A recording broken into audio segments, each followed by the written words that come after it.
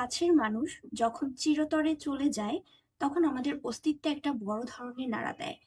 আমরা মনে করি আমাদের এই অস্তিত্বের বড় অংশ আমরা হারিয়ে ফেলেছি। সেই মানুষটিকে ঘিরে আমাদের যে অতীতের স্মৃতিগুলো থাকে বা ভবিষ্যতের যে স্বপ্নগুলো থাকে, এক নিমিষেই যেন সেই স্বপ্নগুলো ভেঙে পড়ে।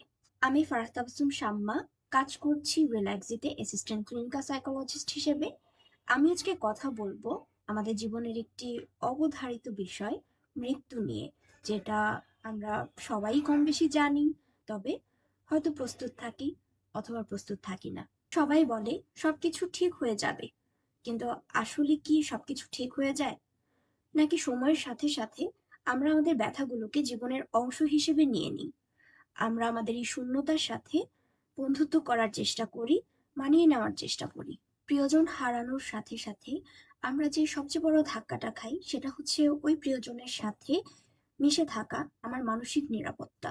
কাছের মানুষটি চলে গেলে আমরা যে অভ্যাসগুলোকে হারাই, সেটা হচ্ছে তাদের সাথে রোজকার কথাবার্তা বলা, তাদের সাথে থাকা, তাদের পাশে পাওয়া, প্রয়োজনে তাদেরকে ডাকতে পারা, তাদের সাথে বিভিন্ন পরিকল্পনা, যেমন সকালে উঠে একসাথে চা খাওয়া, প্রয়োজনে তার সাথে একটু ফোন দিয়ে কথা বলা, বা তাকে যে কোনো বিপদে আপদে সাথে পাওয়া। আর তাই তার মৃত্যু যেন তাদের সাথে জড়িয়ে থাকা আমাদের এই দৈনন্দিন অভ্যাসগুলো এবং আমাদের পরিকল্পনাগুলোরও মৃত্যু হলো, এটা মেনে নেওয়া আমাদের জন্য প্রচন্ড রকম কষ্টকর। তবে একটা বিষয় বলে রাখি, শোক করা কোনো দুর্বলতা নয়।